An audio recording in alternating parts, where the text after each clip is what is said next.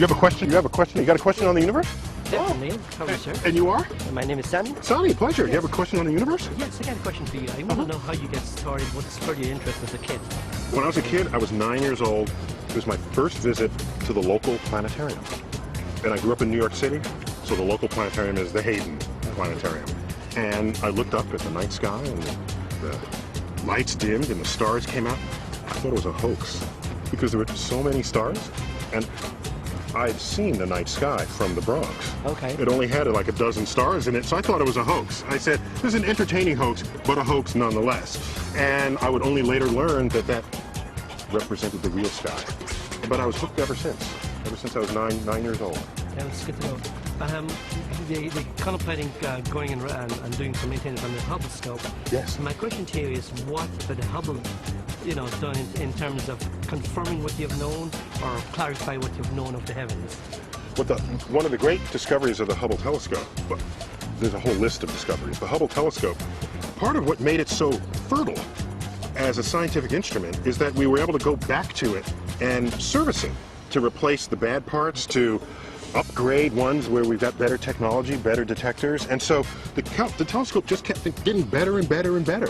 So one of the things it confirmed was that there are black holes lurking in the centers of all galaxies. Every galaxy where we have good enough data to know one way or another, there's a black hole sitting in the center of that galaxy, ours included. Not only that, we confirmed what the expansion rate of the universe is. So we know how big the universe is and how fast it's moving and how old it is. It'd be like growing up in life and not knowing when you were born. That'd be tragic if you didn't know that. So it's answering fundamental questions we've had, not only about cosmology, but also it's enabled us to probe regions of the galaxy where stars are being born. And so not only the birth, lives, and deaths of stars, but the birth of the universe itself. Good to know, and I want to thank you very much for, providing this venue for young kids with, wandering and curious minds that open, new doors to them. Kids are born with curious minds. It's the adults I'm trying to get back into the thing as well. Too many adults not dreaming about the universe the way all the kids are. We got the kids. I'm worried about the adults. All right, great. Thanks a lot. You are? I'm Steve. Welcome. Got a question on the universe? Yes. If the technology existed, what planet would you want to visit and why? I wouldn't visit a planet at all.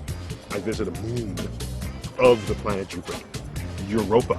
And why is that? Because Europa, which would naturally be frozen at such a great distance from the sun, is kept warm by the gravitational stress from Jupiter and other moons themselves. Okay. And if you warm ice, you melt it. Right. And so what you have beneath the outer ice coating in Europa is this liquid ocean of water. It's been liquid for billions of years. I want to go ice fishing on Europa, because every place on Earth where we find liquid water, we find life. So in our search for life in the universe, we follow the water. See if something swims up to the camera lens and licks the land. That's what I want. Think that something will? We're working on it. We got top people working on it now. Good to see you. Oh, hey, what's on your mind? Your tie, where do you get it? Oh, well, I have many ties of the universe. Are you interested in just this one or in the whole ensemble? Let's start with this one. This one actually came from my home institution, the American Museum of Natural History. It's a cosmic tie. I am a cosmic dude. So I got it. Well, I have a cosmic question. Sure, what do you have? I've been told that the universe may have as many as 11 dimensions, and we only know 3. What do you think? Should I expect as many as 11 to show up? You should not think of your own life experience as the limiting factor on what is possible in the universe.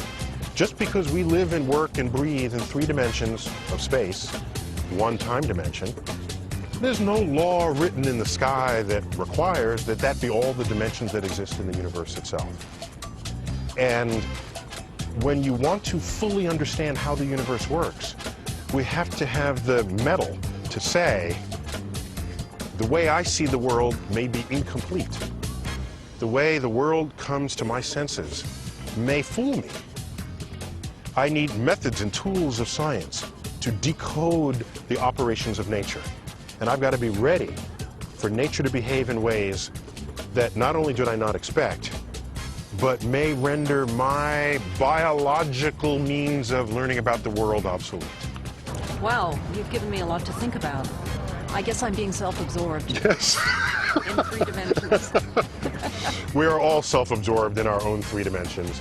And fortunately, we have the tools to think outside of our 3-dimensional box. And we've got top people working on just that. Well, I'll think in terms of 2 dimensions and get a tie like yours. That's great. All right, thanks for coming. Thank you, Good. Neil. We'll see you. How are you? All right, so what's on your mind? Well, I guess I have 2 questions. Make it hard. The first one, what's the latest in string theory?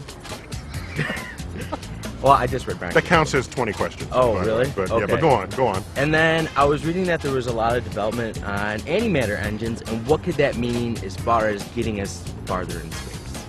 All right, string theory, first, they're not there yet. Second, though we have top people working on that problem. But don't hold your breath on that one. They're not there yet. Get over it. All right. So, antimatter. You know, the stuff is real. It exists. We make it all the time in particle accelerators. And it would be marvelous to have a matter-antimatter engine for a spacecraft. There is no development on it. What have you been reading? Google News. No developments on it whatsoever. The problem is, what are you going to hold the antimatter in? I don't know. You got a suitcase to put it? Yeah, it's a magic suitcase. Magic box? A magic box. So there's talk of creating some kind of magnetic bottle, because anything antimatter comes in contact with, if it's matter, it annihilates. Yeah. So the containment of antimatter is one of the great challenges of the day. And so we can't do it in huge reactors, much less try to do it on a spaceship where the lives of astronauts are at stake. So it's a long way in the future if we ever manage to tame it at all. But it's the most promising form of energy there is. Because as you know, if you bring antimatter in contact with matter, they annihilate entirely. You go from pure matter to pure energy. We know of no more efficient means of producing energy than matter-antimatter annihilation. So just enjoy the science fiction you've been reading, because it ain't going to happen anytime. All right. Well, thank you very much. Great. Thanks for your question. Hi, I'm Jesse. Jesse, pleasant to meet you. Nice to meet you. So, got a question about the universe? I got 2 questions All actually. right, what do you got? What are the potential benefits of manned spaceflight in the future Benefits to whom? to humanity? To humanity. There are many. Of course, there are the spin-offs, all right? The technologies that come about from the investments in space technology. But that's not the best reason for doing it. The best reason for doing it is a little more philosophical. Back in the 1960s with the Apollo era, do you know that the beginning of the modern conservation movement is traceable to the publication of the first NASA photo of Earth, Really? seen with no political borders, no colored-in states or countries? It was just spaceship Earth. Our investment in space enabled us, for the first time, to look back at Earth and realize that it was something worth protecting. The benefits of the space program operate on us in ways that sit deep within who and what we are as a species.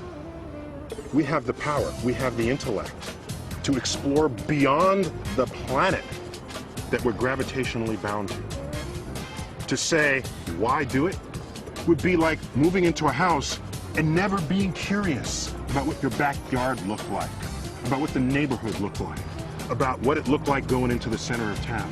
Because you know something? There are resources there. There are other people. There are places, things to do. There's the richness of life measured by how much you end up exploring. So to remove from the human species the power of exploration is to doom us to this sheltered understanding of what our place is in the universe. And I'll tell you something else. Our understanding of the climate on Venus was our first example of what a global runaway greenhouse effect would do to a planet. That was Venus. On Mars, Mars once had liquid water coursing all through its surface. Today it's bone dry. Something bad happened on Venus, something bad happened on Mars. I want to understand what happened there so that we don't end up doing the same thing to Earth. So we learn more about ourselves by going to other planets. Exactly!